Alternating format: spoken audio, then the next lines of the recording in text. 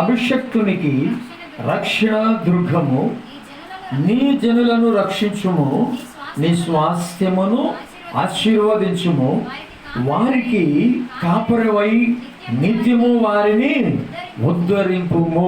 హల్లెలూయా, హల్లెలూయా. లేదా ఈ వాక్య భాగంలో మనం ఈ వాక్యాన్ని ధ్యానం చేస్తుంటే దేవుని యొక్క ఆత్మ ద్వారా అంటే దావీదు ఒక చక్కని పదాన్ని వాడుతున్నాడు.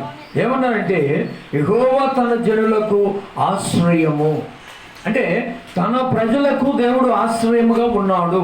తన యందు భయభక్తులు కలిగిన వారికి ఆయన ఆశ్రయమై ఉన్నాడు. తనకి ఎందరైతే మొరపెడతారో వారికి ఆశ్రయమై ఉన్నాడు. తన సన్నిధిలో ఎందరైతే ప్రేలాపిస్తారో, ఎంతమంది అయితే వేదనతో అడుగుతూ ఉన్నారో వాళ్ళకి ఆయన ఆశ్రయమై ఉన్నాడు. ఆశ్రయమైన దేవుడు తన ప్రజలకు ఏం కలుగు చేస్తాడంటే ఆయన స్వాస్థ్యమును ఆశీర్వదించువాడై ఉన్నాడు. తన స్వాస్థ్యమును ఆశీర్వదించువాడై ఉన్నాడు. ఇలా మనం దేవుడి వాక్యాన్ని ధ్యానం చేస్తున్నప్పుడు దేవుడు నాకెందుకు ఆశ్రయముగా లేడు, దేవుడు నాకెందుకు ఆశ్రయముగా లేడు మనకు ఒక ప్రశ్న. దేవుడు మనకి ఆశ్రయమయ్యే ఉన్నాడు, కానీ ఆశ్రయములోనికి మనము రాలేని పరిస్థితుల్లో ఉంటున్నాం. ఎందుకు ఆయన ఆశ్రయంలోనికి రాలేకపోతున్నాం అంటే ఈ లోక సంబంధమైన క్రియల ద్వారా దేవుని ఆశ్రయపురములోనికి మనము పోలేకపోతున్నాం. అయితే ఇక్కడ యెహోవా తన జనులకు ఆశ్రయము, తన జనులకు ఆశ్రయము. ఒకటి. రెండోది ఏమనంటే నీ జనులను రక్షించుము, నీ స్వాస్థ్యమును ఆశీర్వదించుము, వారికి కాపరివై, వారికి కాపరివై నిత్యము నీవు వారిని ఉద్ధరింపుము. గమనించరా, కాపరి చాలా ప్రాముఖ్యమైన వ్యక్తి. దేవుని యొక్క ప్రజలకు లేకపోతే గొర్రెలకు కాపరి చాలా అవసరం. కాపరి లేకుండా గొర్రెలు ఎక్కడికి ప్రయాణము చేయలేవు. ఒకవేళ ప్రయాణం చేసినా ఆ గొర్రెలు ఎటు వెళ్తాయో ఎవరికి తెలియదు. అంటే క్రమం లేని జీవితాలు అన్నమాట. క్రమం లేని జీవితాల్లో ఆ గొర్రెలు ఎటు పడితే అటే వెళ్ళిపోతూ ఉన్నవి. అందుకని ఇక్కడ ఆయన నీవే కాపురివై వారిని ఉద్ధరించుము. యెహోవా నా ఆశ్రయము, నా కేడము, నా హృదయమును ఆయన యందు నమ్మిక ఉంచిన కనుక నాకు సహాయము కలిగను. మనము దేవుని యందు నమ్మిక ఉంచినప్పుడు, మనము దేవుని సన్నిధి ప్రేరేపించినప్పుడు దేవుడు మనకి ఆశ్రయమును కేడమును మన హృదయం ఆయన యందు నమ్మిక ఉంచిన కనుక నాకు సహాయము కలుగు. 7వ వాక్యంలో రాయబడింది. మనకి దేవుడు సహాయం చేయాలి అంటే, మనము దేవుని సన్నిధిలో ఫలించాలి అంటే, మనము దేవుని సన్నిధిలో ఆనందగానము చేయాలంటే ఇదిగో ఆశ్రయమై ఉన్న దేవుని చెంతకు నీవు వస్తే ఆయన నీకు ఆశ్రయము కలుగు చేస్తాడు. హల్లెలూయా, హల్లెలూయా. మనం అనుకుంటుంటాం ఒకసారి, నాకు ఆశ్రయమే లేదయ్యా, నాకు తలదాచుకునేందుకు గూడు లేదు, నాకు ఉండడానికి ఇల్లు లేదు, నా యొక్క పరిస్థితులు అయిపోయింది, నా కుటుంబంలో అయిపోయింది, నాకు ఇలా నా కర్మ ఇదని చెప్పని ఒక్కోసారి మనమే బాధపడుతూ చింతిస్తూ ఉంటాం. కానీ ఇక్కడ రాయబడిన మాట ఏంటంటే యెహోవాయే నాకు ఆశ్రయము. ఆయన ఆశ్రయుడై ఆశ్రయము కలిగి చేసి రక్షణ దుర్గముగా ఉన్నాడు. ఇప్పుడు ఆయన రక్షణ దుర్గములోనికి నీ వచ్చినప్పుడు నీ పట్ల ఆయన ఆశ్చర్యమైన కార్యములు చేయాలని ఉద్దేశించాడు. అందుకు 2వ వాక్యములు అన్నాడు, నేను నీకు మొరపెట్టినప్పుడు, నీ పరిశుద్ధ ఆలయము వైపునకు నా చేతులు ఎత్తినప్పుడు నా విజ్ఞాపన ధ్వని ఆలకించుము. భక్తిహీనులు పాపము చేయు వారిని నీవు లాగి వేయునట్లు నన్ను లాగి వేగము. వారు దుష్ట ఆలోచన హృదయంలో ఉంచుకొని తమ పొరుగు వారితో సమాధానముగా మాట్లాడుదురా. వారి క్రియలను బట్టి, వారి దుష్క్రియలను బట్టి వారికి ప్రతి కార్యము చేయ. వారు దుష్క్రియలను బట్టి వారికి ప్రతి కార్యము చేయను. అయితే ఇక్కడ రాయబడిన మాటలో తమ పొరుగు వారితో సమాధానముగా మాట్లాడుదురా. ఎందుకని? వాళ్ళ హృదయములో ఏముందంటండి? ఏముంది? వాళ్ళ హృదయములో పాపము దాగి ఉంది. ఈ పాపము దాగి ఉండుట వలన పొరుగు వారితో సమాధానముగా మాట్లాడలేని పరిస్థితి, పొరుగు వారితో ఆనందముగా మాట్లాడలేని పరిస్థితి. ఎందుకని? వాళ్ళ హృదయంలో పాపము దాగి ఉంది. ఈ పాపము దాగి ఉండటం వలన ఎవరితో కూడా వారు సంతోషముగా మాట్లాడలేని పరిస్థితి, ఆనందముగా మాట్లాడలేని పరిస్థితి. ఏమిటయ్యా కారణం అంటే వాళ్ళ హృదయంలో ఏం దాగి ఉందండి? పాపము దాగి ఉంది. చాలా మందిలో ఆ పాపము దాగి ఉండటం వలన చాలా మందికి శత్రువులుగా మార్చబడుతున్నారు. కొంతమంది ఏంటి ఉన్న బంధుత్వాన్ని పోగొట్టుకుంటున్నారు. కొంతమంది స్నేహితులను దూరము చేసుకుంటున్నారు. కొంతమంది ఇలాగా ఈ పాపం అనేది వారిలో దాగి ఉండటం వలన వారు అందరికీ దూరమైపోతున్నారు. అందుకని అన్నాడు, వారి క్రియలను బట్టి, వారి దుష్క్రియలను బట్టి వారికి ప్రతీకార్యము చేయి. యెహోవా కార్యములను వారు లక్ష్య పెట్టరు, ఆయన హస్తకృత్యములను వారిని లక్ష్య పెట్టరు. కావున ఆయన వారిని ఆశీర్వదిస్తాడా? బుద్ధిలోనికి తెస్తాడా? చేయగలుగుతాడా?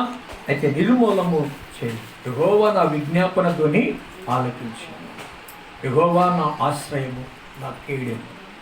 మన దేవుడు మన పక్షముగా ఉన్నప్పుడు ఏ శత్రువులు ఏమి మనలను చేయజాలవు. మనము మన దేవుని పక్షముగా నిలబడినప్పుడు అది ఎంతలో వ్యాధి అయినా, బాధ అయినా, మరణమైనా కూడా మన దగ్గరికి రావడానికి అది భయపడుతుంది. ఎందుకని భయపడుతుందంటే మనం ఎక్కడున్నాము? ఆశ్రయములో ఉన్నాం. ఆశ్రయమైన దేవుడు ఎవరు? సర్వశక్తి కలిగిన దేవుడు. అందుకని యెహోవా తన ప్రజలకు, యెహోవా తన జనులకు ఆశ్రయమై ఉన్నాడు. ఇప్పుడు ఆశ్రయంలోనికి నేను వచ్చినప్పుడు నీ దగ్గరికి ఏ వ్యాధి వస్తానికి అవకాశము లేదంట. ఏ వ్యాధి నీ కాడికి రాదు. ఎందుకని రాదాయి అంటే ఆ వ్యాధి నీ కాడికి రావటానికి భయపడిద్దంట. ఎందుకు భయపడుతుంది? ఎక్కడున్నావు నువ్వు? యెహోవా ఆశ్రయములో ఉన్నావు. దేవుడు కలిగజేసిన ఆశ్రయంలో నీవు ఉన్నావు కనుక సర్వశక్తి కలిగిన దేవుడు నీ పట్ల కార్యము చేయాలని ఉద్దేశించాడు. అక్కడ 27వ అధ్యాయం 13వ వాక్యంలో చదువుతా అంటాడు, సజీవుల దేశమున నేను యెహోవా దయను పొందెదనని నమ్మకము నాకు లేని ఎడల నేనేమవుతును? యెహోవా కొరకు కనిపెట్టుకొని ఉండుము. గమనించండి, యెహోవా కొరకు నువ్వేం చేయాలి? ఒకటి కనిపెట్టుకొని ఉండాలి, రెండోది ధైర్యము తెచ్చుకోవాలి, మూడోది నీ హృదయమును నిబ్బరముగా కదా. ఎలా ఉండాలి? హృదయము నిబ్బరముగా ఉండాలి. ఇక్కడ చదువు మాటలే ఉంది, వారు హృదయంలో పాపము దాగి ఉందని. కానీ అదే భయవచనం చదువుతున్నాడు, నీ హృదయము నిబ్బరముగా ఉండేవు. కారణం ఏంటయ్యా అంటే ఇదిగో నువ్వు జీవములను దేవుడు సన్నిధిని ఆరాధించావు కనుక, ఆయన ఆశ్రయంలోనికి వచ్చావు కనుక ఆయన నీ పక్షముగా కార్యము చేయబోతున్న దేవుడు. ఆయన ఆశ్రయము కలిగిన వాడు. ఆశ్రయపురములోనికి నీవు రావాలి.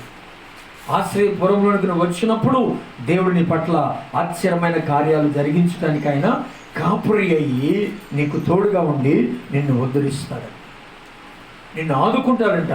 ప్రతి విషయంలో నీ పక్షముగానే కార్యము చేయడానికే నిశ్చయించుకున్నాడంటండి. అందుకే దావీదు చెప్పిన మాట చెప్పాడు, యెహోవా తన జనులకు ఆశ్రయమై ఉన్నాడు. నిజమండి, మన దేవుడు మనకి ఆశ్రయమై ఉంటా, మనకెంతో ఆశీర్వాదం, మనకెంతో దీవెన. మన దేవుడు మనకు ఆశ్రయం ఉండటం వలన.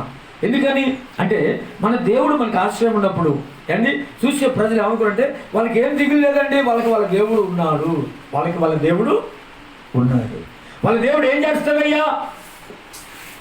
ఏం చేస్తాడు అంటే ఒకటి, మన దేవుడు చేసే మొట్టమొదటి పని ఏంటంటే మన పాపాలని క్షమిస్తాడు. హల్లెలూయా, హల్లెలూయా. మన పాపాలను ఏం చేస్తాడు? క్షమిస్తాడు. రెండోది, వాటిని అన్నిటికీ ఆయన జ్ఞాపకము చేసుకోడు.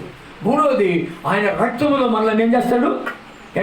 శుభ్రంగా కడిగి పరిశుద్ధపరిచి ఆయన రాజ్యానికి వారసులుగా మారుస్తాడు. హల్లెలూయా. గమనించండి, యేసు క్రీస్తులో ఉన్న ఆశ్చర్యమైన కార్యాలు అవే. చూసే ప్రజలు అనుకోవాలి వారికి వాళ్ళ దేవుడు ఉన్నాడు, వారికి ఏ దిగులు భయము లేదు కదా. చాలామంది భయపడుతూనే ఉన్నారు ప్రజలు, చాలామంది భయపడుతున్నారు. అనేక వ్యాధులు, బాధలు అండి, ఆ కరోనా అని అదొక కొత్త కొత్త జబ్బులతో ప్రజలు బాధపడుతున్నారు. కానీ దేవుడు తనకి జనులకు ఆశ్రయం గల జనులు ఎన్నటికీ భయపడరు. హల్లెలూయా, హల్లెలూయా. ఎందుకని? మాకు మా దేవుడు ఉన్నాడు, మాకు మా దేవుడు ఉన్నాడు, మాకే భయము లేదు. వాస్తవం అండి, దేవుడు మనకు ఉన్నప్పుడు, మనము దేవుడితో ఉన్నప్పుడు మనకి ఏ భయము రాదు.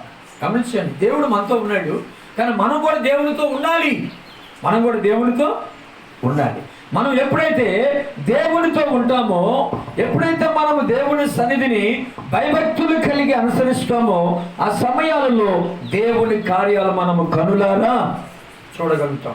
అందుకు 2 దినవృత్తాల గ్రంథము 15వ అధ్యాయము 4వ వాక్యాన్ని ఒకసారి ధ్యానం చేసుకుందాం. చూడండి పిల్లరా, 2వ దినవృత్తాల గ్రంథము 15వ అధ్యాయము 4వ వాక్యాన్ని, వారు తమ శ్రమయందు వారు ఇశ్రాయేలీల దేవుడే యెహోవా యొద్దకు మళ్ళుకొని ఆయనను వెతికినప్పుడు ఆయన వారికి ప్రత్యక్షమాయెను. హల్లెలూయా, హల్లెలూయా. ఎప్పుడైతే వారు దేవుని వైపుకు మళ్ళారో, ఎప్పుడైతే యెహోవాను ఆశ్రయించారో, ఎప్పుడైతే తమ మార్గాలను దిద్దుకున్నారో, ఎప్పుడైతే తన ప్రవర్తన సరి చేసుకున్నారో, దేవుని వైపు తిరిగిన వెంటనే ఆయన వారికి ఏమయ్యాడండి?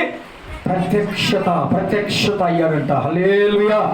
ఎంత గొప్ప దేవుడు చూడండి. మనం దేవుడి వైపు తిరగటమే ఆలస్యం అంట, ఆయన వెంటనే మనల్ని కనికరిస్తాడంట, వెంటనే మనం దీవిస్తాడంట, వెంటనే మన పట్ల కార్యము చేస్తాడంట. మనం తిరగడానికి చాలా ఏళ్ళు పడతాయి కదా, చాలా ఏళ్ళు పడతాయి. లోకంలో నుంచి మనము దేవుని సన్నిధికి రావాలంటే 20 ఏళ్ళు పడతాయో తెలీదు, 30 ఏళ్ళు పడతాయో తెలీదు, 40 ఏళ్ళు పడతాయో తెలీదు, 50 ఏళ్ళు పడతాయో తెలియనే తెలుసా అమ్మా? తెలుసా? తెలీదు. ఎందుకని? నువ్వు నమ్మలేని పరిస్థితి, దేవుణ్ణి విశ్వసించలేని పరిస్థితి. ఆశ్రయమైన దేవుడిని నువ్వు నమ్మలేక నువ్వు లోకంలో ఉంటూ నీ యొక్క జీవిత కాలం అంతా వ్యర్థమైన బ్రతుకుతున్నావు. అయినను కూడా నీకు ఎన్ని ఏళ్ళు వచ్చినా నీ వంట ఆయన వైపు మళ్ళితే ఆయన నీకు వెంటనే ప్రత్యక్షమవుతాడంట. హల్లెలూయా, హల్లెలూయా. ఆయన కూడా సంవత్సరాలు లేట్ చేయట్లేదు. ఇప్పుడు 50 ఏళ్ళు వచ్చినాయి, ఇప్పుడు నమ్మేవా నువ్వు, నీతో నేను పలకను అని అన్నాడా? లేదండి, వెంటనే. కారణం ఏంటంటే ఆయన ప్రేమ కలిగిన దేవుడు అంట. ఆయన ఏం కలిగిన దేవుడు? ప్రేమ కలిగిన దేవుడు. మనం దేవుడి వైపు తిరిగితే, ఇక్కడ రాయబడిన వచనంలో చాలా గొప్ప ఆ మాట ఇది. ఏమనంటే తమ శ్రమయందు, గమనించండి, ఎప్పుడు తిరిగారు వాళ్ళు దేవుని వైపు? ఎప్పుడు తిరిగారు? తమ శ్రమయందు వారు ఇశ్రాయేలు దేవుడైన యెహోవా యొద్దకు మళ్ళుకొని ఆయనను వెతికినప్పుడు ఆయన వారికి ప్రత్యక్షమాయెను. ఆ కాలములలో దేశములో ఏంటి కాపురస్తులందరిలో గొప్ప కలవరము కలిగిను కనుక తమ పని పాటలను చక్కబెట్టుకొనుటకై తిరుగువారికి సమాధానము లేకుండిను. గమనించారా? ఎవరికి సమాధానం లేదు ఏంటి? ఎవరికి లేదు సమాధానం? తన పనుబాట్లను చక్క పెట్టుకుంటకై కదా. చాలా మంది పనుబాట్లను చక్క పెట్టుకుంటారు. అయ్యో పని కాలేదు, అయిపోయిందయ్యా, ఇవి 2 జాడిచ్చేసి వస్తానయ్యా ప్రార్థనకి, ఈ 2 తొమ్మేసి వస్తానయ్యా కదా, అయిపోయింది, కూర తాలింపేస్తే అయిపోతాయా, వచ్చేస్తాను, కాపేసి వచ్చేస్తాను అంటే ఏదో ఒక పని పెట్టుకొని ఆ పనిలో ఏం చేస్తున్నారంటే దేవునికి ఏమైపోతున్నారు? వీళ్ళు దూరం అయిపోతున్నారు. కానీ అమ్మ టైం అవుతుంది, కానివ్వండి అమ్మా, ప్రజలకు టైం అవుతుంది, కానివ్వండి, ప్రేమతో మళ్ళీ చేసుకోవచ్చు కదా, ఏమండి, మళ్ళీ చేసుకోవచ్చు కదా, పనిదే ఉంది, రోజు ఉండదు, కానివ్వండి అంటే లేదండి, శుభ్రం చేసుకొని వస్తే బాగుంటుంది కదా ఇల్లు. ఏమండి, నేను ఎన్నోసార్లు ఒక మాట చెబుతుంటాను, అన్నీ చక్కబెట్టుకొని వచ్చావు, ఇంటికి పోవా నువ్వు, పైకి వెళ్ళిపోతావు ఇంటి నుంచి అమ్మా? చెప్పండి అందరూ ఒకసారి నాకు, ఇంటికి వెళ్తావా పైకి వెళ్తావా? ఇంటికి వెళ్తావా? చెప్పండి, సమాధానం చెప్పండి నాకు. ఇంటికి వెళ్తారా పైకి వెళ్తారా? ఇంటికి వెళ్తారుగా. ఇంటికి వెళ్ళి నాకు చేసుకోరా పని? చేసుకుంటారా చేసుకోరా?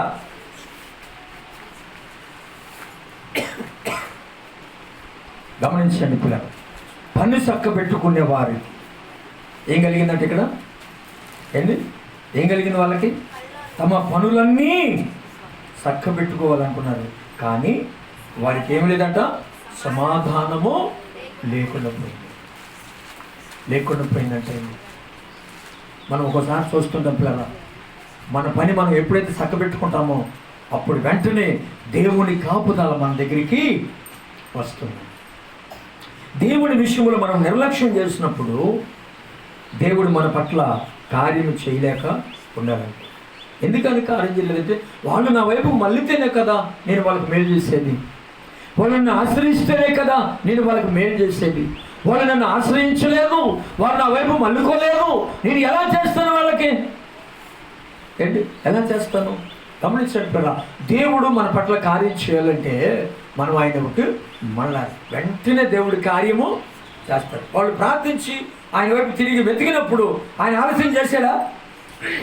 ఆలస్యం చేశాడా? ఎమ్మటే ఎమ్మటే ఎమ్మటే ఏమైందండి? ప్రత్యక్షము అయింది. కింద మాట్లాడుతుంది, దేవుడు జనములను సకల విధములైన బాధలతో శ్రమపరచును గనుక జనమును పట్టణమును పాడు చేసెను. కాగా మీరు బలహీనులు కాక ధైర్యము వహించండి, మీ కార్యము సఫలపరచును. హల్లెలూయా, హల్లెలూయా. దేవుని వెతికి ఆయన వైపు ఎప్పుడైతే తిరిగారో అదిగో వాళ్ళతో చెప్తున్న మాట ఏంటంటే, మీ కార్యము సఫలము పరచునుగాక. మీరు ధైర్యం తెచ్చుకోండి, మీరు బలము కలిగి ఉండండి, మీ పక్షమున నేను ఉన్నాను. మరి శ్రమ వరకు వచ్చింది, దేశానికి కష్టం ఎందుకు వచ్చింది? ఇక్కడ దేవుని వైపునకు ఎంతమంది తిరగకుండా లోకములో ఉన్నారు, అదిగో వాళ్ళందరికంట ఏం కలిగిందండి? బాధలతో శ్రమపరచును గనుక జనములను పట్టణములను పాడు చేసుకున్నారు. వారికై వాడే పాడు చేసుకున్నారు. వారికి సమాధానం లేదు, వారికి నెమ్మది లేదు. ఎందుకని? వారు పనులు చక్క పెట్టుకోవటమే జరిగిపోతున్నాయి. ఒక అమ్మ ప్రార్థనకి రమ్మని పాస్టర్ గారు చెప్పి, టైం అవుతుందంటే పాస్టర్ గారు వచ్చేస్తానండి, సమయానికి వచ్చేస్తాను అని చెప్పిందంటండి. పాస్టర్ గారు ప్రార్థన చేసి సమయానికి అంట్లు తెచ్చి రోడ్డు మీద వేసుకున్నాడు. బాగా గమనించండి, ఏం తెచ్చేసుకుంది? అంట్లన్నీ తెచ్చి బయట వేసుకున్న రోడ్డు మీద పోవటానికి ప్రారంభించింది. పాస్టర్ గారు పాటలు పాడుతున్నాడు, అవి తిక్కుతామని. ఏంటది? అంట్లు. ఆయన పాట తెక్కటం అంటే ఆ రాయలసీమ భాషలో తెక్కటం అంటారు, అంట్లు ఏమంటారు? తిక్కుతున్నారు అంటారు. మనమేమో కడుగుతున్నాం అంటాం. కర్ణాటకలో వాళ్ళు అంట్లు తిక్కు అంటారు, అంటే కడగమని. మనమేమో ఏం చేస్తాం? దాన్ని శుభ్రంగా కడగమంటాం, కడగండి అంటాం. ఇంగ్లీష్లో క్లీనింగ్ అంటాం కదండి. ఇట్లా ఒక్కొక్క భాషలో ఒక్కొక్క రకమైన పదాలు ఉన్నాయి. అయితే ఏమో తోముతుంది, ఏమో పాడుతున్నాడు, ఏమో తోముతుంది, పాడుతున్నాడు. సరే అంట్లు తోమ అయిపోయిందా, గబుక్కున్నాడు, మరి ప్రార్థనకి వెళ్దాం ఈరోజు అన్నా అని అనుకోద్దాం. అంటే పక్కన పెట్టుకొని పీస్ తీసుకొని ఇక కాళ్ళు రుద్దుకుంటున్నట్టు పెట్టుకొని, కాళ్ళకేముందో నాకేం అర్థం కాలేదు, ఇక కాళ్ళు రుద్దటం ప్రారంభించింది. మరి గమనించారా? పాస్టర్ గారు పాపం పాటలు పాడుకుంటా ఉన్నాడు. ఏమో కాళ్ళు రుద్దుతుంది, పీసి పెట్టి రుద్దింది. మొత్తం మీదట ఎక్కడి నుంచి వచ్చిందని కాసుబాం బండ సందుకి, ఆ బండ సందుకు వచ్చిందండి నెలకుండా. ఎందుకంటే ఏం చేసేదంతా దేవుడు చూస్తున్నాడా లేదా? చెప్పండి, చూస్తున్నాడా లేదా? చూస్తున్నాడు. పాస్టర్ గారు చెప్పాడు, ఏం చెప్పాడు? సమయం పోతుంది ప్రార్థనకి రామాన్నాడు. వస్తానండి అంది. అప్పుడు దాకా వరకు కూర్చున్నామే, ప్రార్థన చేసేసరికి గంటలన్నీ బయట వేసుకోండి. తోమింది, అయిపోయింది. సరే తోముకుంది, గబగబ అయిపోయింది కదండి, గబుక్కనేసి ఇంట్లో పెట్టి స్నానం చేసి రావద్దా? అట్టు కాకుండా మళ్ళీ కాళ్ళు పీసేసి రుద్దుతా ఉంది. మరి ఏముందా కాళ్ళకి నాకు అర్థం కాదు. మొత్తం మీదట ఆ బండ సముద్రం నుంచి రానే వచ్చిందండి పాము. వచ్చి బుస్సు మళ్ళీ వేసేసింది అక్కడ. ఇక పరిస్థితి చూడండి, ఇక ఎక్కడ పడేసిందో, కాళ్ళు రుద్దటం ఎడపడేసిందో. వామ్మో వాయు, చచ్చేనా బ్రతికేనా అమ్మానికి ఆకేసుకుంటూ పోయింది ఇంట్లోకి. పాస్టర్ గారు పాట పాడుతూ ఏంగా సౌండ్ అని చూస్తే ఏమున్నాయి కంటే డమ్మడంలో చూడొచ్చింది, పరిగెత్తుతా ఉంది. అమ్మ ఏడిపోయిందో పోయింది. ఇంతే అండి. ఇంట్లోకి వెళ్ళింది చలి జనం, చలి జనం గడగడలాడుతుంది. అమ్మాయి కళ్ళు తెరిస్తే పామే కనపడుతుంది ఆయన. ఎందుకంటే చక్కగా వచ్చి ఎటు నిల్చుంది. ఎట్లా అంటే బాగుండేది, అది ఎటు నిల్చొని చూస్తాం. ఎట్లా చేస్తే ఇక ఉండేది కాదు, అటు నిల్చొని చూస్తా ఉంది. చూసింది, వెళ్ళిపోయింది బుష్ అట్లా నోటు వచ్చిందట. అంతే ఈ అమ్మాయి పడిపోయి వెళ్ళిపోయింది, పరిగెత్తుందండి. ఆ ఇంట్లో ఉన్న ఆ పిల్ల ఏం చేసిందంటే తల్లుకొని ఆ పిల్ల జడేసుకోవద్దు, ఆ రిబ్బన్ తీసి మంచం మీద చేసినట్టు బాగా రిబ్బన్ తీసి మంచం మీద చేసరికి గడగడగడలాడుతుంది కదండి. చేయి పెట్టడానికి రిబ్బన్ తగిలిందంట. అది ఏందని ఇట్లానికి బాగా తగిలింది రిబ్బన్. అమ్మో మంచం మీదకి వచ్చిందండి. ఇంకొంచెం స్టన్ అయిపోయింది. ఏంటి బాబు అని చూస్తే రిబ్బన్. ఏంటది? రిబ్బన్. మొత్తం మీదట నెల రోజులు లెగిస్తే అంత పెట్టండి, నెల రోజులు లెగిస్తే అంత పెట్టండి. ఇంకొక ఆయన అయితే అసలు చచ్చిపోయాడు వాడండి.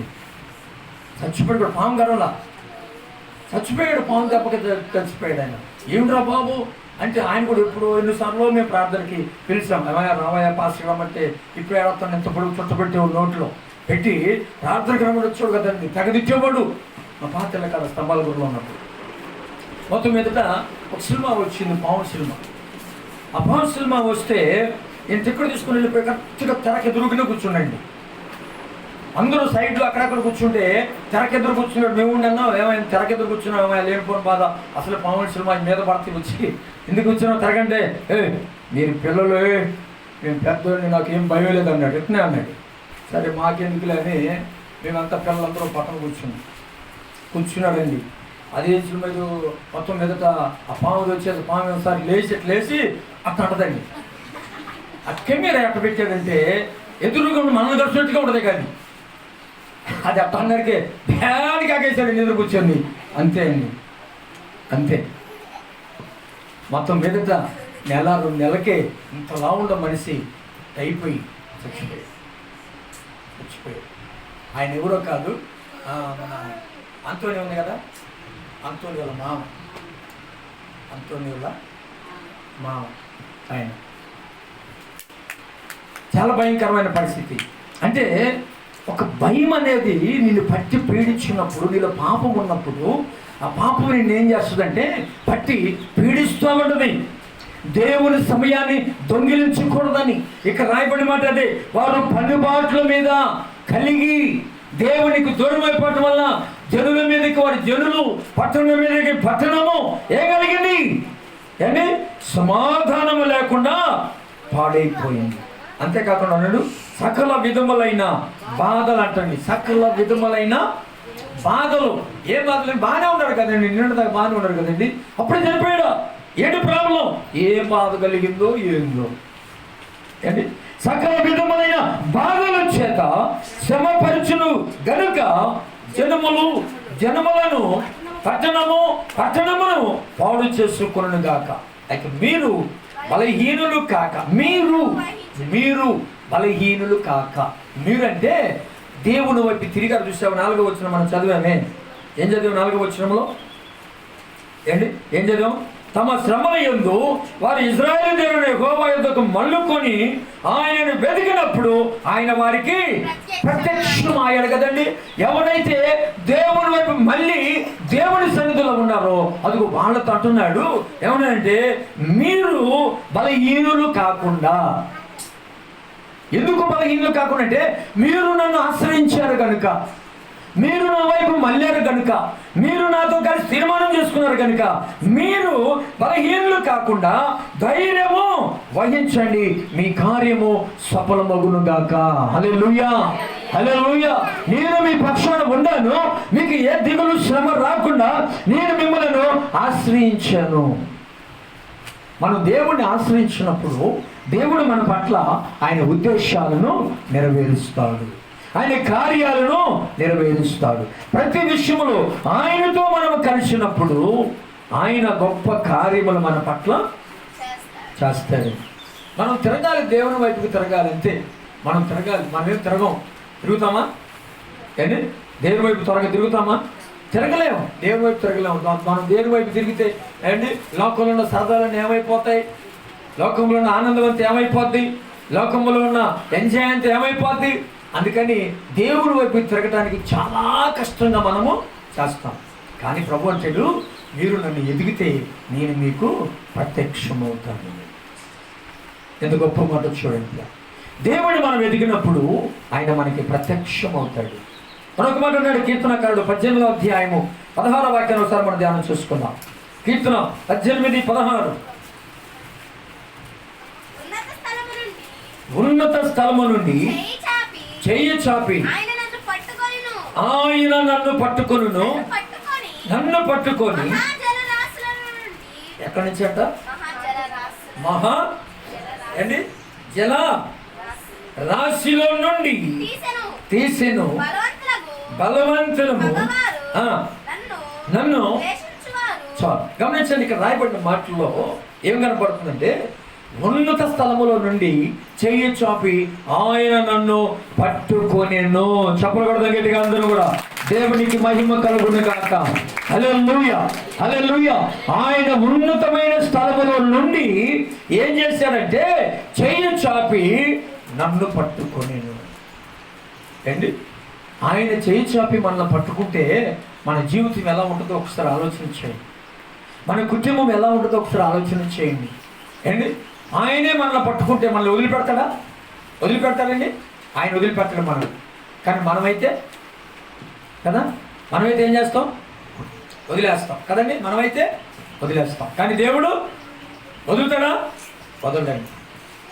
గమనించండి పిల్లరా, దేవుడు వదలడు, వదిలే దేవుడు. 1997-98లో దేవుడు దర్శనాన్ని పొందిన నేను 98-99 సంవత్సరాల్లో అభిషేకం పొందిన నేను, ఆనాటి నుండి ఈనాటి వరకు కూడా నా ప్రభువైన యేసయ్య నా చెయ్యి విడిచిపెట్టలేదండి. హల్లెలూయా, హల్లెలూయా. నా చెయ్యి ఆయన ఎన్నడూ విడిచిపెట్టలేదు. ఈ సంవత్సరాలు 21 సంవత్సరాలలో ఎన్నో బాధలు, సమస్యలు, మరణకరమైన వ్యాధి అండి, మరణానికి సమీపముగా వెళ్ళాం. కానీ ఆయన నా చేపట్టుకోవటం వలన మరణము నన్నేమీ చేయలేకపోయింది. గమనించారా? అదే నేను ఆయన చేయబట్టుకున్నట్టుగైతే విడిచిపెట్టేవాడినేమో కదా. నీకు వద్దాయా, నువ్వు నాకు వద్దాయా బాబు, వెళ్ళు, నేను ఆడబడతాను బాధలని వదిలేసి వెళ్ళిపోయేవాడినేమో. కానీ ఇక్కడ రాయబడిన మాటలో అదే అంటున్నాడు ఈయన. ఏమనంటే ఆయన నా చెయ్యి పట్టుకును గనుక, దేవుడే హస్తాన్ని పట్టుకున్నాడు గనుక, ఉన్నత స్థలము నుండి చెయ్యి చాపి ఆయన నన్ను పట్టుకున్నాడు గనుక అండి నాకు ఏ భయమో లేదు. దేవుడు పట్టుకుంటే కార్యాలు మనం కళ్ళారా చూస్తాం. దేవుడు పట్టుకుంటే మన జీవితంలో ఎన్నడూ ఊహించలేని సంగతులను తెలుసుకుంటాం. దేవుడు పట్టుకుంటే మనము ఏ స్థితిలో ఉన్నా ఆయన నిన్ను పైకి లాగుతాడే కానీ నీ చెయ్యి విడిచిపెట్టడు. హల్లెలూయా, హల్లెలూయా. నీ చెయ్యి విడిచిపెట్టడు ఆయన. చాలామంది అన్నారు, నాకు మందిరం కలిపి పిల్ల చనిపోయి ఉన్నప్పుడు, పాస్టర్ గారు అయిపోయింది, ఇంకా సేవ చేయడు ఇంక సేవ చేయడు, అయిపోయింది అనే పరిస్థితి అని అనేక రకాలుగా అనేక మంది మాట్లాడారు. నేను సేవ చేయకపోవటానికి, నేను సేవ విడిచిపెడటానికి నా ఇష్ట ప్రకారం నేనేమి చేయట్లేదు. నా ఇష్ట ప్రకారం నేను సేవకు రాలేదు. నా ఇష్ట ప్రకారం నేను మందిరం కట్టలేదు. నాకు దేవుడు పిలుపు, దేవుని దర్శనము కలిగి దేవుని అభిషేకం కలిగి ఉండటం వల్లనే ఎన్ని సమస్యలు వచ్చినా, నా బిడ్డ చనిపోయినా, ఇల్లు వాకిలి కాలిపోయినా, మందిరం పోయినా, శోధనలు వచ్చినా, శరీరానికి ఎన్ని బలహీనతలు వచ్చినా, మరణపు అంచుల దాకా వెళ్ళినా కూడా ఆయన నా చేయి పట్టుకున్నాడు కనుక విడిచిపెట్టలేదు. హల్లెలూయా, హల్లెలూయా. ఆయన పిలిచాడు కనుక నన్ను నిలబెట్టాడు. ఏం చేశాడు ఆయన? నన్ను నిలబెట్టాడు. అది మా ఇష్ట ప్రకారం అయితే ఉండేదా? ఎప్పుడో అయిపోయింది, ముగిసిపోయేది కదా, ఎప్పుడో ముగిసిపోయేది. దేవుని సంకల్పము మన పైన ఉంది. మనం ఎప్పుడైతే శ్రమంలో కానీ, వేదంలో కానీ, రోగంలో కానీ ఉన్నప్పుడు ఆయన వైపుకు మళ్ళుతామో వెంటనే ఆయన నీకు ప్రత్యక్షము అవుతారు. ఆయన వైపు మళ్ళాలి నీవు. ఆయన ఆశ్రయించాలి. ఆయన సన్నిధిలో ఒక విలువైన పాత్రగానే వాడబడితే ఆయన తప్పక కార్యం చేస్తారు, తప్పక కార్యం చేస్తారు. 18వ వాక్యం అన్నట్టు అక్కడే, ఆపత్కాలం ముందు వారు నా మీదకి రాగా యెహోవా నన్ను ఆదుకొనెను, విశాలమైన స్థలమునకు ఆయన నన్ను తోడుకొని వచ్చెను.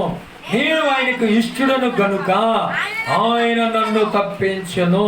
నా నీతిని బట్టి యెహోవా నాకు ప్రతిఫలం ఇచ్చెను. ఆమేన్, హల్లెలూయా. దేన్ని బట్టి ప్రతిఫలం ఇచ్చాడు? ఏమా మీరందరూ ఒకసారి వాక్యాన్ని చదవండి, బైబిల్ ఉన్నది చదవండి. 18:20 చదవండి ఒకసారి. బైబిల్ అందరూ చదవండి.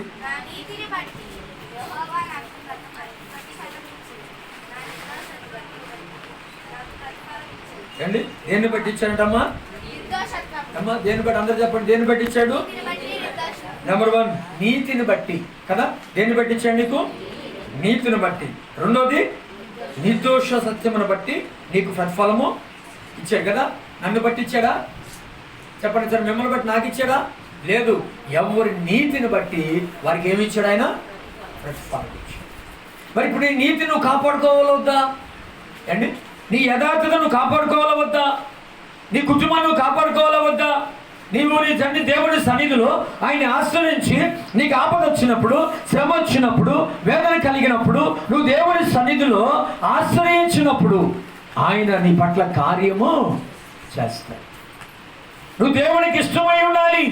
అందుకే ఇక్కడ అన్నాడు ఆయన ఏమనంటే, నేను ఆయనకు ఇష్టడను కనుక ఆయన నన్ను తప్పించాను. మనము దేవునికి ఇష్టమై ఉండాలంట. దేవునికి మనము ఇష్టమై ఉండాలి. దేవునికి ఇష్టమై ఉన్నప్పుడు దేవుడు మనలను తప్పిస్తాడు, కాపాడుతాడు.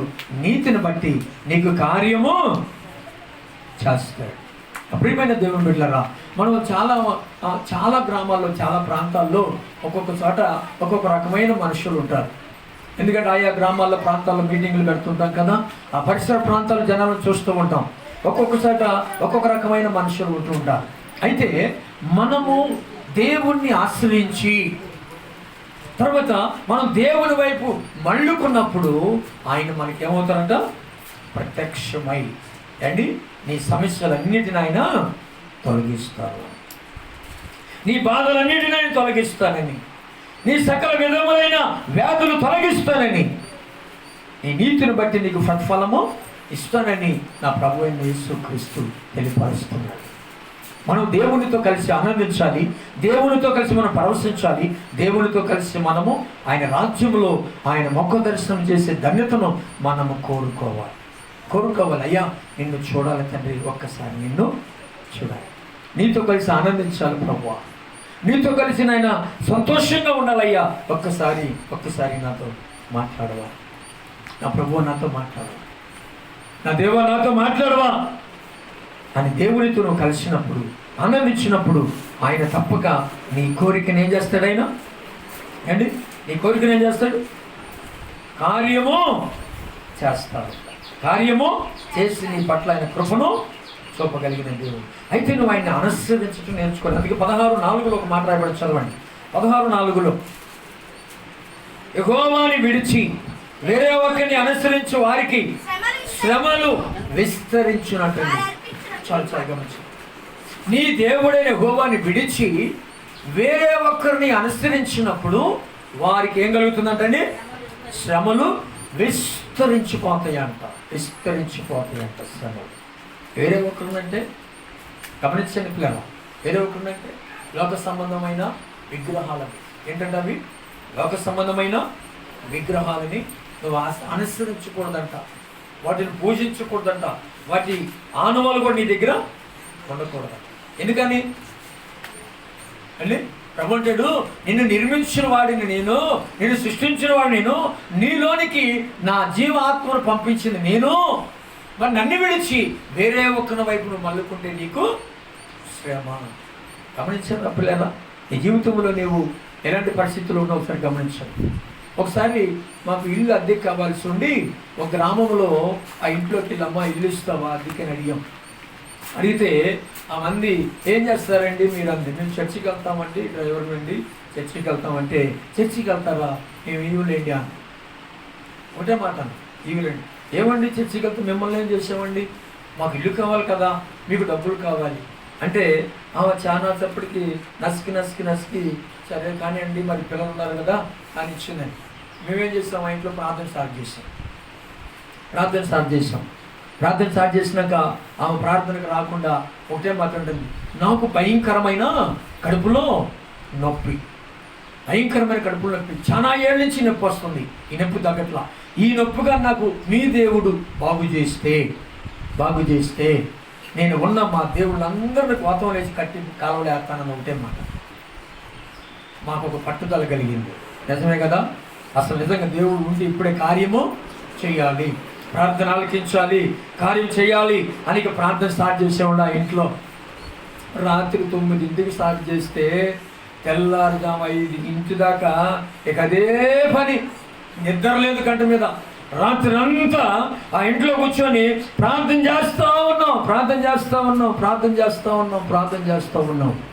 అయితే ఆశ్చర్యకరుడైన దేవుడు ఏం చేశాడంటే, మీరు శ్రమల్లో ఉన్నప్పుడు నా వైపు మళ్ళుకుంటే నేను మీకు ప్రత్యక్షం అవుతానని చెప్పిన దేవుడు, మీ కార్యములు సఫలము చేస్తానని చెప్పిన దేవుడు అండి. ఆ బిడ్డ కొరకు ప్రార్థన చేస్తే వెంటనే దేవుడు కార్యం చేశాడండి. ఆ తెల్లవారుజాము ఇంచుమించు 4-5 గంటల సమయంలో నా ప్రభువైన యేసయ్య ఆ బిడ్డను ముట్టాడు. ఆ బిడ్డలో ఉన్న ఆ కడుపులో నొప్పి, బలహీనత ఒక్క క్షణంలో తొలగిపోయినది. హల్లెలూయా. తెల్లారి లేచి ఆమె గబగబా మంగుడుకొని స్నానం చేసేసి ఒక గోతం తెచ్చింది, పెద్ద గోతం. ఎందుకమ్మా అన్న, రాత్రి చెప్పాను కదా పాస్టర్ గారు అంది. ఓకే అన్న. ఇక వెళ్ళింది, ఒక్కొక్క బొమ్మ తీసి లోపలేస్తూ ఉన్న గోతంలో వేసింది, మొత్తం తీసుకేసి కట్టుకొని తీసుకెళ్ళి కాలువలో విసిరేసింది. హల్లెలూయా. అంటే కారణం ఏంటంటే, మనము వేరే దేవుడి వైపు తిరిగితే శ్రమ తెచ్చిపెట్టుకుంటాం, మనము మన దేవుడైన యేసయ్య వైపు తిరిగితే మన కార్యాలు సఫలము అవుతాయి. ఇది తెలియని పరిస్థితుల్లో చాలామంది ఇలాగా భ్రమపడుతూ ఉంటారు. చేతికి తాళ్ళు కట్టుకుంటారు ఏంటి, ఆ మెడలో తాళ్ళు వేసుకుని మెడలో వేసుకుంటారు, అవి వేసుకుంటారు, అన్ని పనులు చేస్తూ ఉంటారు.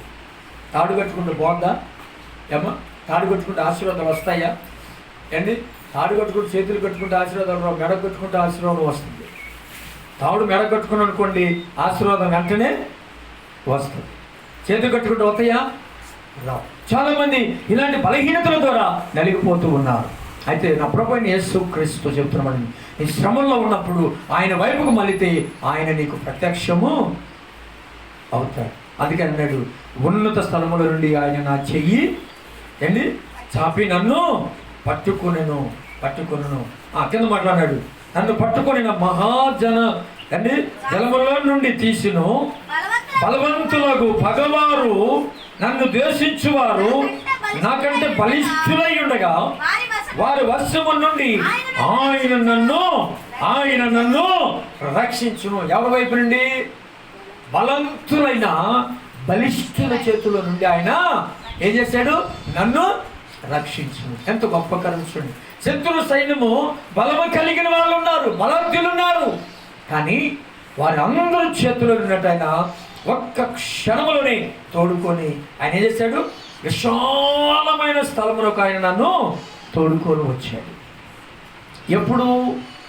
ఎప్పుడు ఆయన వైపుకి మళ్ళినప్పుడు. అర్థమైందండి? ఆయన వైపుకి నీవు మళ్ళినప్పుడు, ఆయన ఆశ్రయించినప్పుడు ఆయన నీ పట్ల కార్యము చేస్తాడు. నువ్వు ఆయన వైపుకి మళ్ళకుండా, ఆయనను వెతకకుండా నీ శ్రమలో నీవే నలిగిపోతుంటే నీకు ఎవరు సహాయం చేస్తారు? ఎవరు సహాయం నీకు చేయలేరు. కనుక దేవుని వైపు మళ్ళుకున్నప్పుడు నీ నీతిని బట్టి యెహోవా నీకు ప్రతిఫలము ఇస్తాడు కదండి. మనం అంటాం, నేను చాలా మందికి ధర్మాలు చేశానండి, చాలా మందికి సహాయం చేశానండి, చాలా మందికి దాన ధర్మాలు చేశానండి అని మనమే చెప్పుకొని ఒక ముద్ర వేసుకుంటాం. నేను ముద్ర వేసుకున్నాను. ఈ ముద్ర ఏంటి? నేను చాలా మందికి ధర్మము చేశాను. కానీ అది కాదండి, నీకు నువ్వుగా చెప్పుకోవాల్సింది, ఇదిగో నీ నీతిని బట్టి నా ప్రభువైన యేసు క్రీస్తు నీకు ఫలము ఇవ్వాలి. అదిగో సహోదరి యథార్థమంతురాలు, సహోదరుడు యథార్థమంతుడు, నీతిని బట్టి అనుసరించేవారు, వారికి శ్రమ వచ్చినా, కష్టం వచ్చినా, వేదన వచ్చినా ఏ రోజు నా సన్నిధి విడిచిపెట్టిన వారు కాదు. నా సన్నిధిని గడిపారు కనుక అదిగో వాళ్ళ నీతిని బట్టి వారికి నేను ఫలము ఇస్తాను. ఆయన మనకి నీతి ఫలము ఇస్తానని తెలియపరుస్తున్నాడు. ఏంటి ఆ నీతి ఫలాన్ని మనం అనుభవించుతున్నామా లేదా? నీతి ఫలాన్ని అనుభవిస్తున్నామా లేదు పిల్లలు? అదే కీర్తన గ్రంథంలోని 27వ అధ్యాయము 6వ వాక్యాలు ఒకసారి ధ్యానం చేసుకుందాం.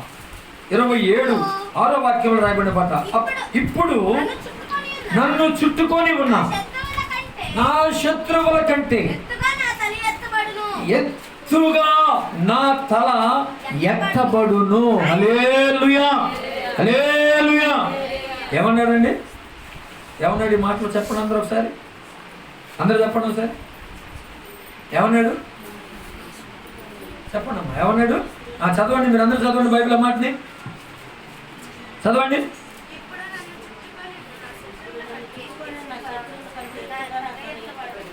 వెనకోళ్ళు చెప్పండి, వెనకోళ్ళు చెప్పండి, ముందు లాగండి, వెనకోళ్ళు చెప్పండి అమ్మా గట్టిగా.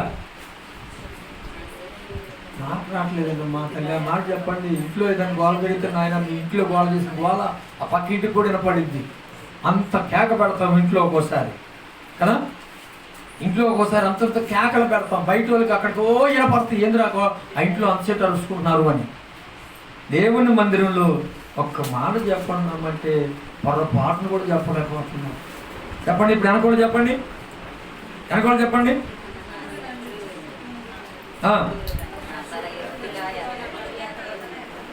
ఇప్పుడు నన్ను చుట్టుకొని ఉన్న నా శత్రువుల కంటే ఎత్తుగా, అందరూ ఎత్తుగా నా తల ఎత్తబడును. హల్లెలూయా, హల్లెలూయా. ఎవరి తలను వాళ్ళని దేవుడు ఎత్తాడు. కారణం ఏంటంటే నీవు తల దించుకునేది కాదు, నీ తల ఆయన శత్రువుల ఎదుట ఎత్తాడు. ఎంత గొప్ప దేవుడు చూడండి. ఎందుకు ఎత్తాడు ఆయన నీ తల?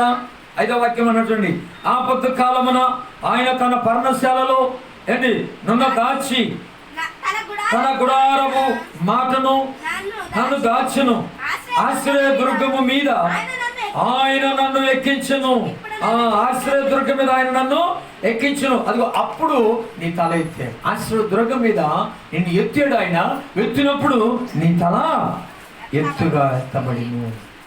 ప్రియులారా, మనం ఆరాధిస్తున్న దేవుడు గొప్ప దేవుడు, సర్వశక్తి కలిగిన దేవుడు. మనం ఏదో కొన్ని సందర్భాల్లో నామకాస్తంగా ప్రవర్తిస్తుంటాం. ఏదో వెళ్ళాము, ప్రార్థనకు వచ్చాం, వెళ్ళకపోతే ఎట్లా అనుకుంటాం. కానీ అది కాదండి. ఇదిగో నీ తల ఎత్తాలని దేవుడు కోరుకుంటున్నాడు. నీ కుటుంబాన్ని ఉన్నతమైన స్థితికి తీసుకెళ్ళాలని ఆయన కోరుకుంటున్నాడు. నీ బాధలని సమస్యల నుంచి ఆయన విడిపించాలని కోరుకుంటున్నాడు. నీవు ఆయన వైపుకు మళ్ళితే ఆయన నీ వైపుకు మళ్ళీ ఈ వెంటనే కార్యము చేస్తాడు. దేవుని వైపుకు మళ్ళుతున్నావా? ఆయన కాపురి అయిన దేవుడు నిత్యము నిన్ను ఉద్ధరించువాడై ఉన్నాడు. ఆయన మంచి కాపురి అయి నిన్ను ఆదుకునేవాడుగా ఉన్నాడు. నీ కుటుంబాన్ని, నీ బిడ్డలను, నువ్వు చేస్తున్న సమస్త పనులను, నీ కార్యములు ఆయన సఫలం చేయాలని ఆయన ఉద్దేశం. ఆ ఉద్దేశాన్ని నీవు మర్చిపోతున్నావు, ఒకసారి విడిచిపెడుతున్నావు కొన్ని సందర్భాలలో. ఎందుకని గమనించారా? ఎందుకని విడిచిపెట్టారు? ఒక తల్లి బాగా జ్వరం వచ్చింది, లేవలేని పరిస్థితి ఆ తల్లికి. పెద్దామె లేవలేని పరిస్థితి. అయితే ఆ జ్వరములోనే దేవుడి మందిరానికి వెళ్తాము. దేవుడి మందిరానికి వెళ్తుంది. పక్కన వచ్చేవాళ్ళు దేవుని మందిరానికి తిరిగి వెళ్తారు అని చూసి, మామ ఒళ్ళు ఇలా కావుతుంది కదా, ఇంటికాడ రెస్ట్ తీసుకోవచ్చు కదా, ఏమి ఒక కూడా ప్రార్థనకు రాకపోతే అని అన్నారు. ఆమె అంటుంది మాట ఎవరు తెలుసండి? నేను ఆయనను ఆశ్రయించాను, ఆయన నా కార్యాలు సఫలపరుస్తాడు. సకల విధములైన బాధలన్నిటినీ కదా, సకల విధములైన బాధలన్నిటినీ ఏం చేస్తాడు ఆయన? ఒక్క క్షణముతో తొలగించేసి ఆయన కృప నాకు తోడుగా ఉంటుంది. హల్లెలూయా, హల్లెలూయా. ఆయన మందిరంలో అడుగు పెడితే నా రోగం ఏమైపోద్ది? కన్నురు రెప్పపాట్లలో వెళ్ళిపోద్దని ఆ ముసలామె వీళ్ళకి చెబితే వీళ్ళు అలా కళ్ళప్పగించి చూస్తున్నారు ఆమెని. ఎందుకని అండి? ఇంత విశ్వాసం ఎవరో ఉందా, ఇంత భక్తి ఎవరో ఉందా అంటే, ఎవరైతే పరిపూర్ణంగా ఆయన వెతుకుతారో, ఎతికి ఆయన వైపు మలుగుతారో వాళ్ళకి ఆయన ప్రత్యక్షం అవుతాడు, వారితో మాట్లాడతాడు, వారి కార్యాలు ఆయన సఫలము చేస్తాడు. ఆయన వైపు మళ్ళక ఏందమ్మా ప్రార్థన కూడా అంటే, అన్నా 4 రోజుల నుంచి లేవట్లేదన్నా, 5 రోజుల నుంచి లేవట్లేదన్నా. ఎవరు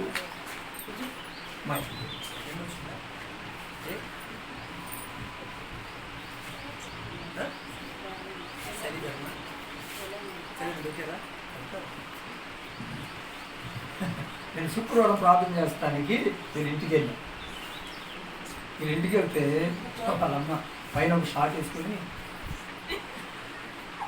వచ్చింది. ఏమన్నా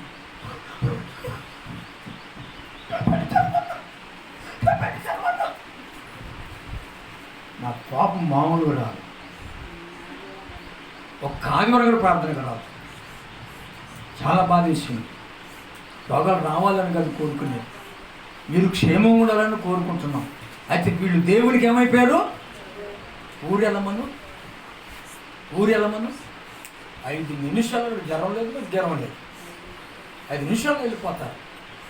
కానీ ఇవన్నీ అని ప్రార్థన చేస్తే నేనే చేస్తా, పొరపాటును కూడా మామూలుగా ప్రార్థన చేసి యశ్వరాత్రి ఇచ్చి వచ్చి రాసుకో, తగ్గితే లేకపోతే తెలుస్తూ ఉంటాను. నాకు దేవుణ్ణి బాధపడితే బలే కోపం అండి. దేవుణ్ణి బాధపడితే బలే కోపం. ఆయన సర్వశక్తి కలిగిన దేవుడు. ఆయన మనం బాధ పెట్టింది అండి. నీ రోగం నయవద్దని ముసలామా నడవలేని పరిస్థితుల్లో కూడా దేవుని మందిరంలోకి వెళ్ళి అడిగి పెట్టి ప్రార్థన చేస్తే తగ్గిపోతే అండి, నీవేమో దేవునికి దూరం అయిపోయి నాకు అది బలహీనత, నాకు ఇది బలహీనత, అది బలహీనత ఎవరన్నా అది అన్నాన్ని టీవీ పెట్టుకొని చూస్తున్నాం. టీవీ పెట్టుకుని తగ్గిద్దా? ఏమ్మా తగ్గిద్దా? మీరు చెప్పండి, తగ్గిద్దా? ఎందుకని చాలామంది ఎట్నే చేస్తూ ఉంటారు. దేవుడి కాడికి వచ్చేవారికి అబద్ధాలు చెబుతారు, ఇంట్లో కూర్చొని హాయిగా టీవీ చూస్తాం అనుకుంటారు అండి. అదే ఉందనుకో బలహీనత అన్న, బలహీనత. ఏం బలహీనత అండి? దేవుడు అయినా కూడా మనల్ని ఏం చేస్తున్నాడు? ఏం చేస్తున్నాడు? క్షమిస్తూనే ఉన్నాడు కదా. ఒక్కసారి బలహీనత ఎక్కువైతే, 1-2 మంచంలో అయితే నీ పరిస్థితి ఎట్లతో ఒక్కసారి ఆలోచన చేసుకో అండి. నీ చుట్టూ గుమ్మని ఈగలు, దోమలు, పురుగులు కంపు కొట్టుపోతున్నాం అనుకోండి, అప్పుడు చూస్తావు టీవీ అండి. ఆలోచించేయండి ఒకసారి. చాలాసార్లు ఇలాంటి పరిస్థితులు మనం తెచ్చుకుంటాం. నాకు తెలిసిన వాళ్ళు 2-3 అట్నే చేశారండి. ఇప్పుడు లేరు, వాళ్ళు వెళ్ళిపోయారు. పాటలు పెడతాం, భయం వచ్చేస్తుంది. ఏమి నమ్మకానికి వచ్చి చెప్పింది, సామ్రాజ్యం పిన్ని అయితే మాట్లాడిద్దాం. సామ్రాజ్యం పిన్ని ఏమ్మా అబ్బాయి సౌండ్ చూడు ఎంత పెట్టాడో, తలకాయ పగిలిపోతుంది, అసలే నాకు బాగోదు అని చెప్పేసి వెళ్ళిపోయింది. అమ్మ చెప్పేది సౌండ్ దగ్గర కొంచెం అంటే చల్లెత్తి కొంచెం సౌండ్ తగ్గించాడు. వాళ్ళ ఇంట్లో వాళ్ళ అబ్బాయి ఏం చేశాడు, స్టీరియో బాక్సులు పెట్టి చిరంజీవి పాటలు పెట్టాడు. గోలగాలం వాడికి చెప్పాలి. గమనించారండి? వాడు చెప్పాడు, వాడు గదువుతున్నాడు, వాడు చెప్పింది కూడా వాడు ఇంట్లేదు మాట. అంత అండి కఠినంగా ప్రవర్తించినామే. చివరికి మంచంలో నలిగి కంపు కొట్టి అండి. ఆ కోడలు ఇద్దరు పట్టించుకోలేదండి. ఆమెనే ఇద్దరు కోడలు పట్టించుకోవాలా. కంపు కొట్టి వాసన ఎత్తిపోయేది అండి. ఈమె ఈ బాధల్లో ఉంటే వాళ్ళ ఆయన పట్టించుకోవడం మానేసి అండి ఇంకో హామీ తీసుకుని వెళ్ళిపోయాడు. ఇక పనికిరాదు కదండి, మన్నని సమీపిస్తుంది కదా, అందుకని వదిలేసాడు. కావని వెళ్ళిపోయాడు. చివరికి ఆమె చనిపోయింది. చాలా బాధేసింది. రక్షణ లేదు, పాపంలోనే చనిపోయింది. గమనించారు. నీకు బలహీనత వచ్చినప్పుడు నీ కొరకు మేము ఇక్కడ ఉపవాస ప్రార్థన చేస్తానికి సిద్ధముగా ఉన్నాం. కానీ నువ్వు అనుసరించాలి. దేవునికి నీ ద్వారా ఘనత కలగాలి, దేవునికి నీ ద్వారా మహిమ కలగాలి, దేవునికి నీ ద్వారా స్తుతి ఆరాధన కలగాలి. అప్పుడు నీ కొరకు మేము ఏదైనా చేస్తాం, ఏదైనా చేస్తాం. కానీ నువ్వు నిష్ఠాంతరంగా ప్రవర్తిస్తే నీ కొరకు మేము ఏది చేయి. ఎందుకని? దేవునికి లోపడాలి, దేవుని చిత్తం నెరవేర్చాలి. అప్పుడు నీ కొరకు ఉపవాసములు ప్రార్థన చేయమను, చేస్తా. అన్నా నా కొరకు నువ్వు ఉపవాసములు ప్రార్థన చేయి, నాకు తగ్గే వరకును అవసరమైతే మా ప్రాణమైన పెట్టడానికి సిద్ధంగా ఉంటాం. కానీ దేవుని వ్యతిరేకంగా నడిస్తే మాత్రం పొరపాటును కూడా ఒప్పుకునే పని కాదు. ఆయన సర్వశక్తి కలిగిన దేవుడు. కనురెప్ప పాటలో నీ పట్ల కార్యము చేస్తారు. చూడండి 26:11 ఒక మాట అన్నాడు. చూడండి ఇక్కడ 26:11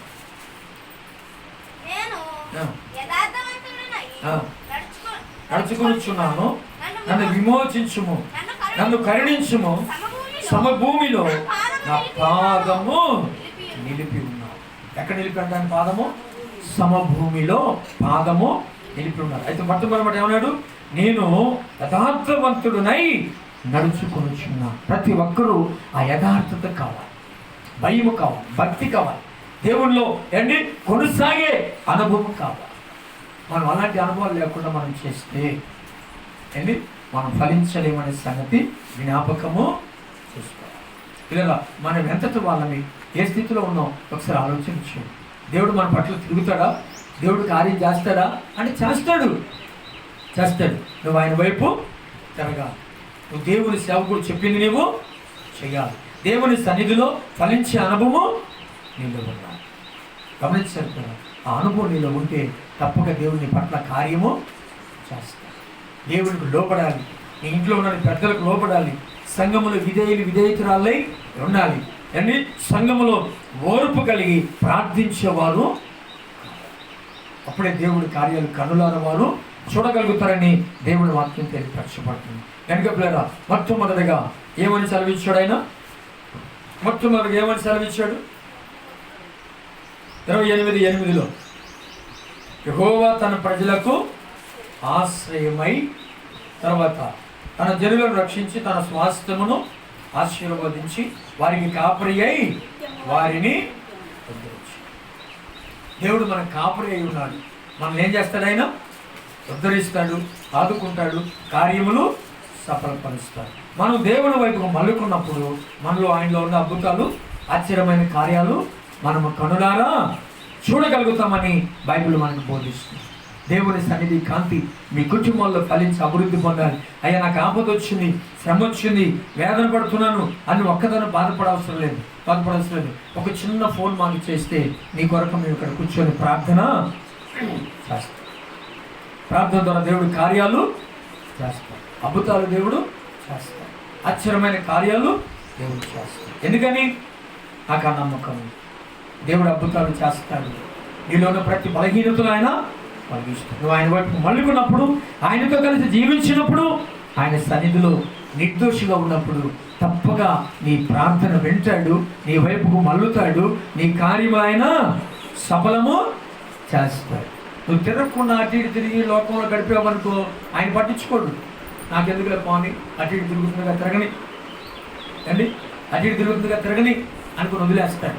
నువ్వు దేవుడి మందిరంలోకి వచ్చి ప్రార్థన చేస్తే వెంటనే దేవుడి కార్యము చేస్తాడు. వెంటనే దేవుడి కార్యం చేస్తాడు, చేసి నేను బలపరుస్తాడు. కనుక ఈ రోజున దేవుడి కార్యాలను వివరించినప్పుడు, నువ్వు వాటిని చదివి ధ్యానించినప్పుడు దేవుడి పట్ల నీకున్న ప్రేమను ఏంటి ఆయన వెల్లడి పరుస్తూ ఉన్నాడు.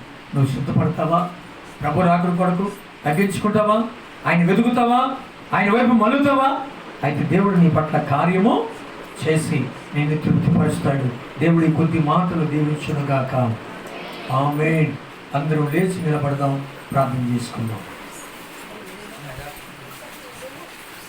అందరూ లేచి నిలబడి దేవుడి నామాన్ని స్తుతించి గణపరుచుకుందాం.